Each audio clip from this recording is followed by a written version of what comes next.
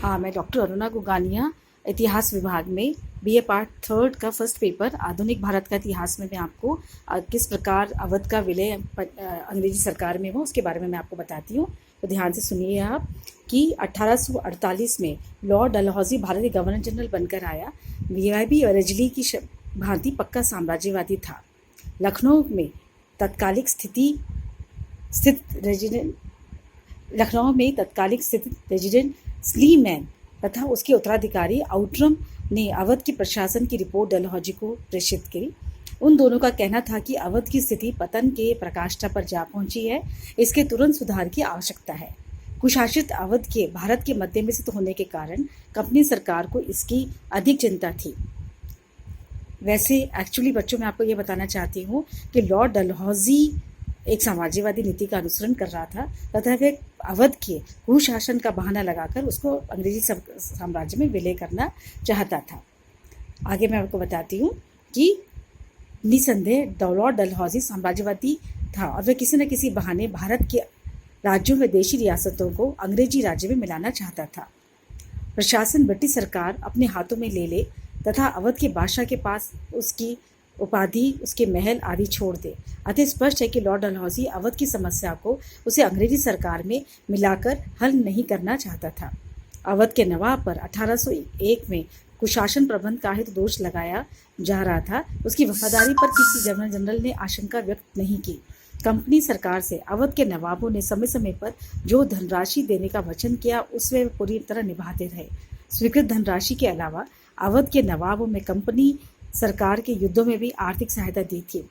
अतः डलहौजी नवाब के पद की समाप्ति के पक्ष में नहीं था। वह केवल उसके कुशासन को कंपनी सरकार के हाथों में लेना चाहता था। या मैंने आपको पहले भी बता चुकी हूँ कि वह कुशासन का बहाना लगाकर अंग्रेजी सरकार में अवध का विलय करना चाहता था। इसके बाद है कि वॉरेन हेस्टिंग्स के समय से लेकर लॉर्ड हार्डिंज के काल में कंपनी के संचालकों ने कभी भी अवध को कंपनी के प्रभुत्व में लेने की सलाह नहीं दी। ऑकलैंड द्वारा 1837 में की गई संधि की भी संचालक मंडल को इस कारण अस्वीकार किया गया था।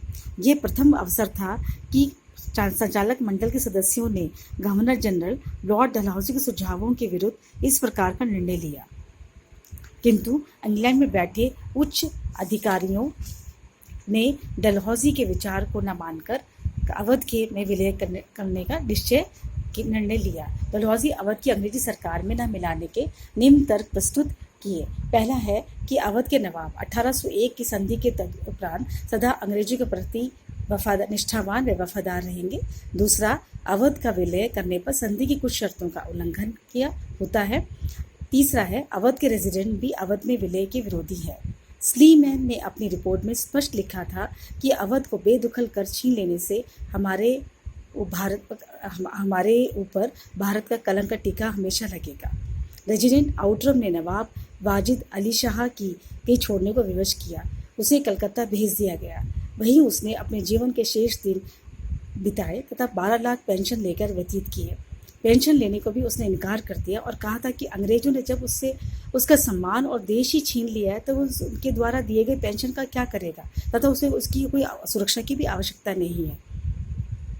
इसके बाद मैं आपको बताना चाहती हूँ कि नवाब को गद्दी से हटाते समय लॉर्ड डलहौजी ने आउटरम के माध्यम से यह अवश्य लिखवाने का प्रयास किया था कि वह अपनी स्वेच्छा से गद्दी छोड़ रहा है। नवाब को जब इस बारे में पता चला तो उसने दस्तावेजों पर हस्ताक्षर करने से इनकार कर दिया। अंग्रेजी सेना ने उसे जबरदस्ती गद्दी से उतार दिया और इस तरह से जो है उसने अवध को अपने राज्य में विलीन कर लिया। अब मैं आपको बताना चाहती हूँ कि अवध विलय का क्या औचित्य था। इसमें सुनिए आप कि लॉर्ड डलहौजी ने अपने शासन के 8 वर्षों में अपने सरकार के हित में अनेक अनैतिक कार्य किए। उनमें से यह भी था कि अनैतिक कार्य तो थे ही, इतिहासकार के दत्ता भी यही कहते हैं कि किसी भी अंतर्राष्ट्रीय नियम के अंतर्गत अवध का विलय उचित नहीं ठहराया जा सकता। यह स्पष्ट रूप से प्रादेशिक वृद्धि थी। अवध के नवाब 1765 से के विलय 1856 तक कंपनी सरकार के मित्र ही नहीं वरन वफादार भी रहे। जिस प्रकार रंजीत सिंह, पंजाब में महाराजा रंजीत सिंह भी कंपनी के वफादार बनकर रहे थे, पर अंत में पंजाब का किस तरह से विलय हुआ यह मैं आपको पिछले वीडियो में बता चुकी हूँ। इसी तरह से कंपनी सरकार जब नया नवाब बनाती तो वह उससे नवीन संधि करती है और अवध की आर्थिक अवस्था दयनीय होते हुए भी उसका शोषण करती थी। नवाब की सुरक्षा का बहाना लेकर लखनऊ में विशाल सेना रखकर उसका सारा खर्च नवाब के ऊपर डाल दिया और वे ये भी जानते थे कि नवाब की माली हालत बिल्कुल भी ठीक नहीं है। रेजिडेंट नवाब के आंतरिक मामलों में खुलकर हस्तक्षेप करता था। नवाब के नामात्र का नवाब बना दिया था। उसके जनता से सीधा संपर्क नहीं रखा। यदि वह कुछ सुधार भी करे तो रेजिडेंट उसे कंपनी के अहित को बताकर विरोध करते। यदि नवाब रेजिडेंट का गवर्नर जनरल से प्रशासनिक सुधारों के सहयोग की याचना करता तो उसे राज्य का आंतरिक मामला बताकर टाल देते थे। यह सब कुछ होते हुए भी कंपनी सरकार सदैव नवाब को कुशासन का दोषी ठहराती रही और अंत में इसी आरोप में कंपनी द्वारा अवध को अंग्रेजी सरकार में विलय कर लिया। अब मैं आपको बताती, इतिहासकारों ने कई बार ये भी कहा है कि कुशासन के आधार पर किस प्रकार जो है कुशासन का बहाना लगाकर अवध को उसमें अंग्रेजी सरकार में विलय करना वो जो है बहुत ही अनुचित था। यदि अवध में भ्रष्टाचार पनप रहा था और प्रशासनिक दयनीय अवस्था में पहुंच तो उसका वास्तविक उत्तरदायी कंपनी सरकार पर जाता है। प्रथम तो कंपनी सरकार को प्रशासनिक सुधारों में नवाब का सहयोग देना चाहिए था। दूसरा, यदि प्रशासन खराब भी था तो उसका सिरदर्द अवध की जनता को होना था, न कि कंपनी सरकार को। अवध की जनता का अपने नवाब में पूर्ण विश्वास था, न कि अंग्रेजी सरकार में था। इसका प्रमाण उन्होंने 1857 के विद्रोह में स्पष्ट रूप से प्रदर्शित किया है कि अवध के कुशासन के लिए नवाब इतना दोषी नहीं था जितना कि लखनऊ स्थित अंग्रेजी रेजिडेंट और कंपनी सरकार थी।